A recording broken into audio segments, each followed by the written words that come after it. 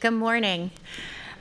As many of you know, it's a very busy Monday morning here in the Capitol, and since legislators have many places to be, we're going to try to move along through this press conference. People might be coming and going, as you know, from the back of me in support, but it is very busy this morning. So I thank you all for being here. I would like to assure the press that myself and then some of our guest speakers will be available for further comments and questions if, we might have to move along as other press conferences are coming in after us as well.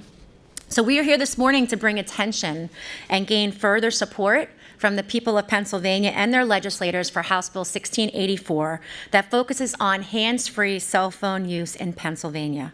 Currently, in Pennsylvania, there are no laws regarding cell phone use while driving, with the exception of texting, which is a primary offense, a $50 fine, and from the state and local police perspective, extremely difficult to enforce. The first question of any legislative proposal is there a problem, and what are we trying to fix? So the problem I see, and I think many people across Pennsylvania and many legislators see, is the consistent distracted cell phone use while driving. And if you ask yourself, how guilty are you? How guilty may you be? Or how often do you see a driver next to you on the road or at a light, fiddling with their phone, having it up to their ear, or even possibly texting? I'm sure you can agree we have an extreme safety issue and problems on our roadways. There is no way that a driver is paying attention to the road at the extent that they should be while using their cell phone to the capacity that is happening on our roadways. We need to get the phone out of the driver's hands. Pennsylvania is behind on its legislative efforts with limiting cell phone use while driving, and we have a true responsibility to make our roads as safe as possible and work diligently by passing a law that will work to change driver behaviors. House Bill 1684 requires that any cell phone interactive wireless device while operating a vehicle is hands-free. No handheld use in any fashion while the vehicle is in motion would be legal. Any driver under 18 would be prohibited from any cell phone use, including hands-free. We do have a proposed amendment that we have worked on, with other legislators and based on the conversations. And the proposed fine for this would be $150, with $25 going to the Motor Fuel Fund and the remaining going to the Driver Distraction Education Fund. So if the fine is given by a local police officer, $12.50 would go to the local municipality, and $12.50 would go to the Motor License Fund, and the remainder, of course, going to the Driver Distraction Education Fund. So the goal of this legislation is to get the phone out of the driver's hand and pay attention to the road and not their devices. 16 other states, especially our surrounding states, have laws regarding hands-free, including New Jersey, New York, Maryland, Delaware, and West Virginia. So I would like to thank the legislators standing behind me for all being here. And there are many more that I know support and many more that are following this legislation and are continuing to work with us on making it the best piece of legislation it can be so that it can get through the process. But I would especially like to thank the House Majority Transportation Chairman, John Taylor, for his support in helping to move this bill through the process of the Transportation Committee. And I'd like to invite him up here to just say a few words. Thank you, Rosemary. I think for this entire term, our committee is focused on safety in a large measure, whether it be local police use of radar, whether it's protecting our workers that work along our highways, our pedestrians, and our other motorists.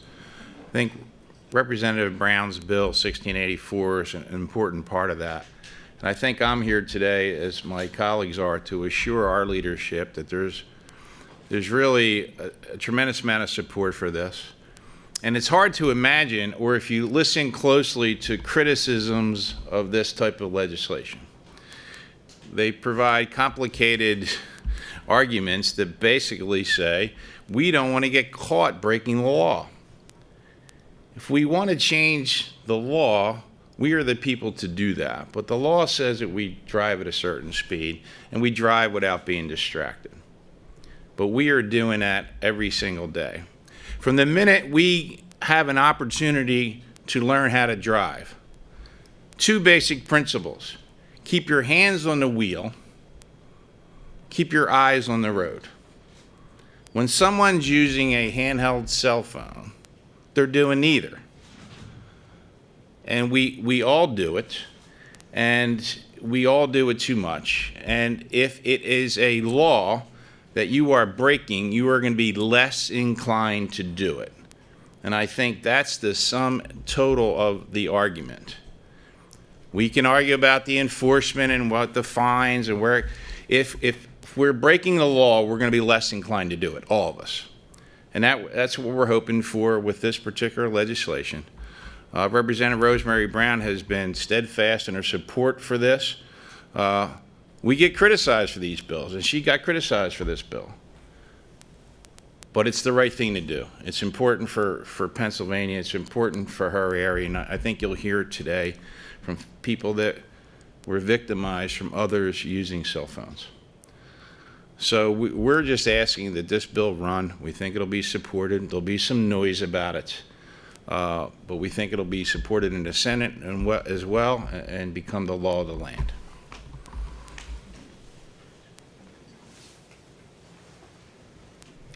I'd also like to thank you, Chairman Taylor. I'd like to invite up Representative Eddie Nielsen, who also played a role in the committee process with the Driver Distraction Fund as well. Representative Nielsen. Thank you. Every generation has a different issue. When I grew up as a kid, I didn't have to wear a seatbelt. And at the time, the lawmakers made a law to make us wear seatbelts, and no one liked it. But it was the right thing to do. It saves lives. Now we're in a technology, and that's what we're trying to do. We're trying to protect and save lives with this legislation. This is a bipartisan piece of legislation, and I'm proud to be part of it. And I hope people listen. It's not about the fines. We're here to save lives. It's not what it costs. What's the cost of a life? There is no cost. Distracting driving is an issue. We all know it. We've all offenders, as the representative said. You know, if you look back and you think about how much you do it, we all do it. It doesn't make it right. So I hope we can address this quickly and get this through the House and Senate so it's a law. So my children need to get used to doing it. Just as I did how to click the seatbelt, it's my turn to teach my children, hey, stay off the phones. Stay off the phones. I have a 16-year-old, and he's just got his license. His phone's not allowed in the front seat with him, or he's not allowed to drive. And if you don't think I call his friends who were sitting next to him to make certain, where's his phone? I test him constantly. And the only reason is because of the testimony we heard in front of the committee. Not everybody heard that testimony. I think they should. And as I stated in the bill, I wish that everybody has to hear that prior to getting their license. If they saw what happened in the kids their own age, if they saw the accidents and the deaths and the injuries this distracted driving causes just by using a cell phone, I think they would rethink it. So I'm glad to stand here with Representative Brown, and thank you for letting me be part of this important legislation.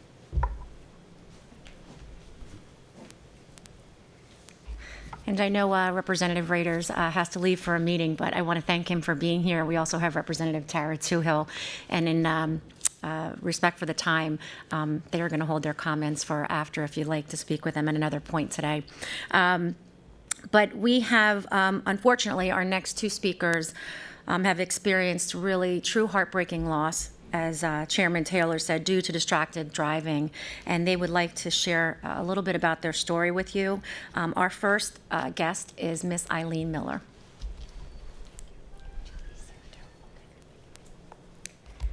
Hi, everybody. Can you hear me? My name is Eileen Miller, and this is my husband, Paul. Oh, excuse me. Oh, there you go. There's a distraction right there. So that tells you how important distracting the phone can be. unfortunately, I'm going to tell you a story. Before I even start out, I do want to really thank Representative Rosemary Brown, Mr. Taylor, and Nielsen for their leadership to how important this bill hits home for my husband and I. Our story is a very tragic one. It goes back to July 5th of 2010 when our son was tragically killed by a grossly negligent, distracted semi-truck driver. Our son Paul was a very handsome, young, beautiful person. He was in criminal justice. His whole life he wanted to become a police officer, and that was his goal. My son went to criminal justice at the Lackawanna College. He did 2 years there. He started out being a police officer, but he was too young to handle a gun, so he switched his whole career into criminal justice and did 2 years at Lackawanna and wound up going to East Stroudsburg University in Monroe County. That wound up to be where he was on the 4th of July going to a party. My son did everything right. My son went to a party on the 4th of July. He came in from working at Garrity's, gave me a kiss and a hug at 3 o'clock like he always did and said, "Mom, I love you, I'm going to a party." And he walked out the door at 3 o'clock and gave me a kiss and a hug, and I never knew that that would be the last kiss or hug that I would ever get for my son. My son went to a party, and he wound up being further than he had thought. He wound up being in Bethlehem, and my son did everything right. He had a few drinks, but he was not drunk. He wound up being in a further destination, not knowing where he was. So he stayed overnight and was on his way home on the 5th of July. He was coming north, and a tractor-trailer driver was coming south and was seen for several miles, lane switching, and was off the road and speeding, and he was going 69 in a 45-mile work zone. He crossed over 2 lanes of highway, a grassy medium, and hit my son head-on. And following behind my son was a van full of 12 people. Those 12 people were injured, 3 of them life-flighted, and I had 2 state troopers come to my door to tell me that my son was tragically killed. Our whole lives were shattered in a second. It took 1 second for this to take my son's life away.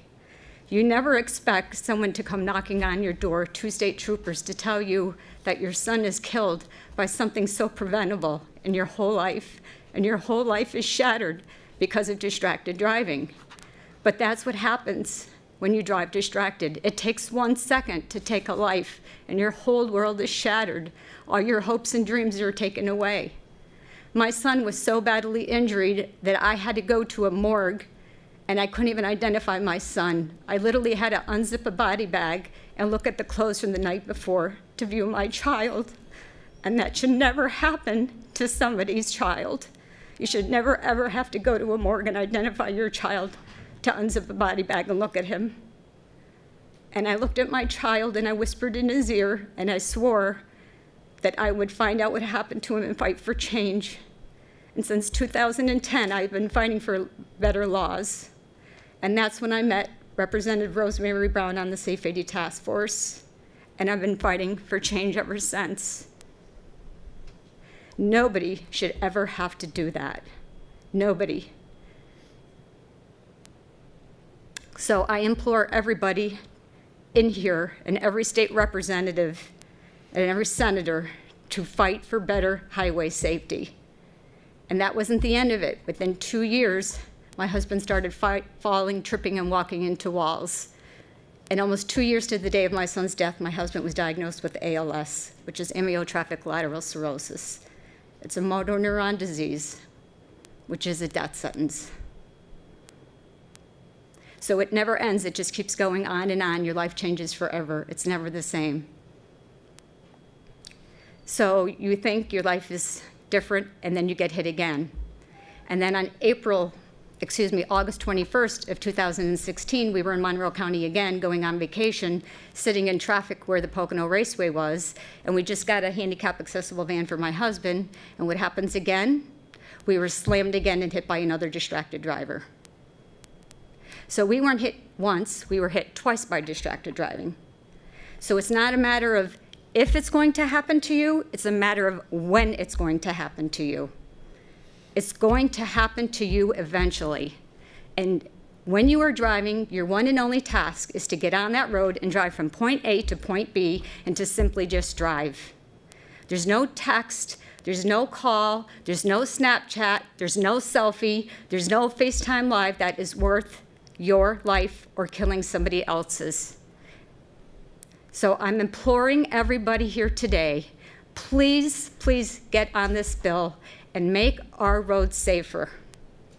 I'm imploring you. I've been fighting for better laws for a long time. We don't need any more deaths. The number one deaths of teens right now is crashes. I don't want to hear from anybody here that this bill is this or this bill is that. It will save lives. It's not the best bill. It's a start. It's a crawl, actually. I would love to see higher fines. I would love to see more points. But it's a start. And hands-free is not risk-free. You're still distracted in your brain. You know how people are on their phones and they miss bridges and they don't see this? It's because your brain cannot do two tasks at one time. But it is a start in the right direction, and it will save lives.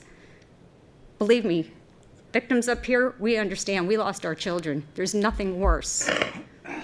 With that being said, again, I'm begging everybody to co-sponsor this bill, get it through the House, and please get it through the Senate, because every day it doesn't go through, more lives are being lost on our roadways. And you don't want to be the one to have two state troopers come to your door and tell you you lost a loved one. Thank you kindly. I appreciate it.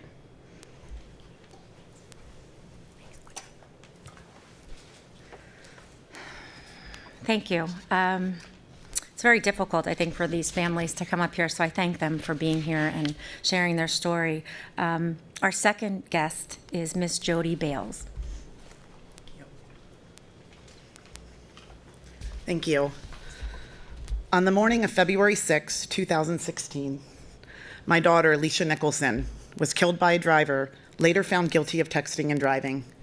Alicia had stopped at the intersection of Lisburn Road, Route 174 in Cumberland County. When it was her turn, she proceeded through the intersection, unaware that an oncoming driver was using a device, and was distracted by being engaged in a text-based communication on that device. The distracted driver was traveling 52 miles per hour with her eyes off the road for an estimated quarter mile. The distracted driver never looked up to see the blinking amber lights, the stop sign, the busy intersection, or my daughter's car. When she looked up, it was too late. She struck Alicia, killing her on impact. Was that text conversation that began that morning as the driver left home more important than my daughter's life? More important than safely operating a vehicle? No, it was not.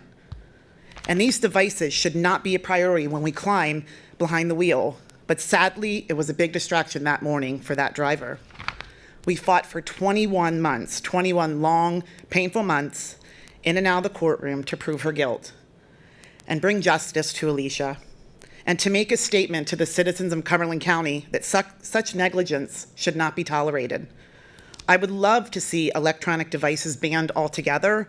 However, I know that it takes time and that we have to start somewhere. House Bill 1684 is long overdue. This bill should have already been written into law, just like our neighboring states have done.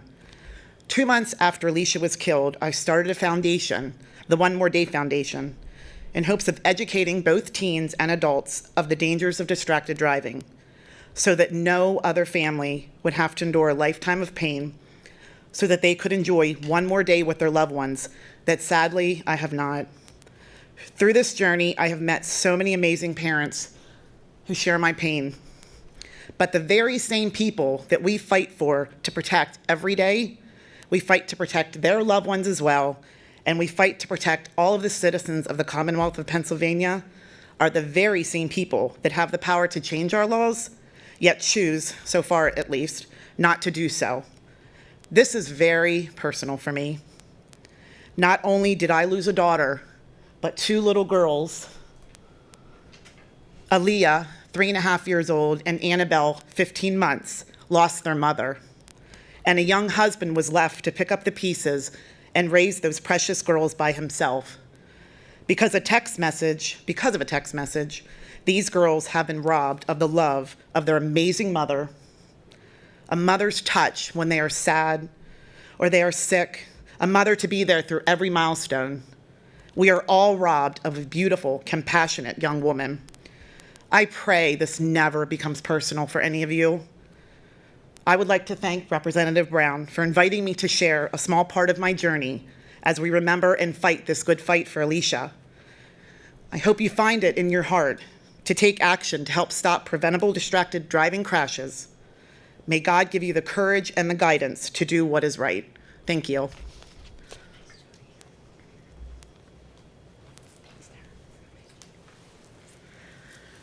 Thank you, Jody. And, because of time, it is hard for them to talk for just a couple minutes on what they've been through. So I know it's not everything that they would like to say. But thank you both for sharing your story. And we have two other speakers. We have Joey Eddins, who's an EMT and the president of Hands Free America.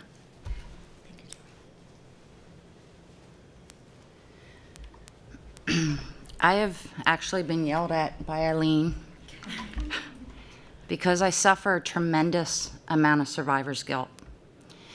It's very hard for me to understand why, but by the grace of God, I'm standing here and these families don't have their children with them.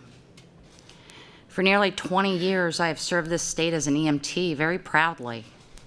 And during the course of that time, I have watched the increase of crashes continue to rise and rise and rise. And I have heard the victims of these crashes more times than I care to recount in my mind, as they've told me that the person that struck them has been on the phone. I've seen the twisted bodies. I've seen all the injury and devastation it brings to the families. And then 2 years ago, bringing my own daughter home from an emergency room visit in my private vehicle, we had the misfortune of being struck by a distracted driver who admitted to being on his phone texting. He was stopped. So the misnomer that you can safely use your cell phone while you're at a red light or a stop sign is completely untrue. A noise startled him. He hit his accelerator, and his car sped out into our lane. I had nowhere to go. I did everything the DMV suggested. I tried to veer to my right. I put my foot in the brake. It didn't matter. There was nowhere I could hide. Unfortunately, my floorboard came up, my dashboard came out, and among several injuries, my right ankle was absolutely crushed, and I had to have multiple surgeries. My career serving our great state is no longer what it was. I can't lift a patient and carry him down a flight of stairs anymore. I've had to seriously alter my way of life. I go to the beach with my kids that I'm lucky to be alive to go home to, unlike these families back here. And I can't walk in the sand very easily. Every step I take, I have to pay attention to because I've lost the mobility in my foot and I live with nerve damage every day. And on top of all of that, I hear more and more stories like the ones you guys just heard, and I wonder, when is enough enough? When do we simply say that a cell phone is never supposed to be behind the wheel of a car? We know that electricity is dangerous. 7 people a day across the United States die from electrocution. So we don't play with electricity. On average, and I'm telling you the statistics low because there's no way to accurately track it right now, 9 families a day will lose a loved one because somebody was selfish enough to use a cell phone behind the wheel of a car, but yet we keep doing it. When does common sense kick in? That's why we need this bill. We need HB 1684 to pass so that we can start the process of saving lives. There should be no more victims like the ones behind me who have lost their children far too early. There should be no more EMTs that can't do a career that they loved. I have served Pennsylvania for nearly 20 years. I'm now asking my state to serve me, and please pass this bill. Thank you.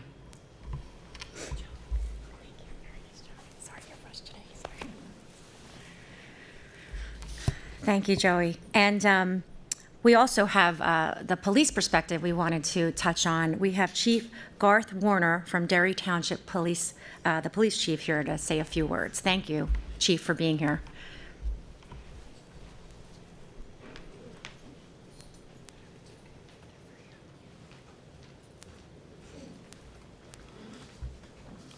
Just want to make some comments in reference to this House bill.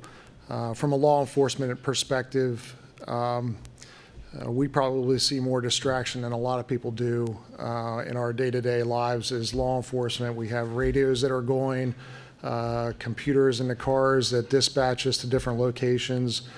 So we see a lot of this on our end of things. But we also see things that happen in our work aspect that kind of define some of the issues with the current law and some of the changes that need to be made. Just to kind of, I don't want to spew any statistics out there, but just from personal aspect as a law enforcement officer, and I still actually get out on the road once in a while and out from behind the desk. I'll relate two stories. One has to do with how texting and using database communication devices can affect the driving, and one on how difficult it is for us to enforce the current law and why we need to change things. So the first story is in reference to my travels into work at one point this year, where I witnessed what I thought was a driver that was under the influence. This driver was on Hershey Park Drive. If anybody knows that, it's a 4-lane highway with a dividing lane in the middle for turns. This person was changing lanes erratically. At one point, traveling through an intersection, actually went into the opposing lanes of traffic, and then back. I was able to radio to one of our on-duty officers who pulled the driver over, and that driver was texting at the time. I thought that driver was under the influence. That is how badly that texting device, phone, whatever it is, distracts the driver that they're not able to perform their driving abilities in a normal way. It mimics them being under the influence. The second story is one that just happened the other day. I was traveling down Hershey Park Drive again, different location, and came up in the left lane, and there was a driver in the right lane, and I saw that driver holding a cell phone in their left hand, driving, had the cell phone in the left hand, but that was it. I didn't see their thumb moving. I didn't see their voice trying to control the device. They weren't manipulating the device in any way. It was just out in front. My first thought is that's a heck of a selfie to be trying to take while you're driving. I pulled the driver over, even though from what I saw at that time, they were not using text-based communications, so they weren't in violation of the law per se as it stands today. But I saw them with this cell phone in their hand, and it seemed to me like they were using some type of data communication. So I pulled the driver over. They indicated that they were listening to a training session on the phone. I couldn't see the screen of the phone, so I didn't have anything else to go on. I surmised that they might have been watching a video, which would be illegal if they were watching some type of screen with a video or a presentation on it. But at that time, I had nothing else to go on. So under the current law, that person could not be cited. They could not be educated, even though I did it anyways.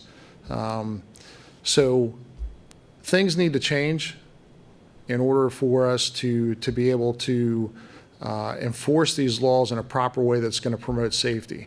We can do the education out on the roadway as well. There's education that can be done with folks that are getting driver's licenses who may be looking at this as kind of a non-issue, but there are also things that officers can do on the roadway to educate people in a safer manner. What I usually equate it back to is the same way with seatbelts. If I told you today that when you get in the car and you click that seatbelt, it's going to save your life. You're going to be in a crash. It's going to save your life, could save the lives of somebody else. Would you do it? The same way with the cell phones. If you do not use that cell phone, if you put it away and you're not using that while you're driving, if I told you that that will save somebody else's life or your own life while you're driving, that you're not going to get into a crash, you're not going to kill somebody else, you're not going to kill yourself, would you put that cell phone away? I think it's pretty common sense that most people would say yes. So this is something that will enhance that safety out on the roadway and will also enhance our ability to educate and enforce the law. Thank you very much, and I know we are a little bit over on time, so I will be here to answer any questions regarding the bill to any of the press. Some of the guests will be here too, but I think everything was really said by our guest speakers and by the enforcement, by the chief. We are looking to get the phone out of the hand of the driver. And it is shown that the states that have laws with hands-free cell phone legislation, there is actually less overall cell phone use in the car, period.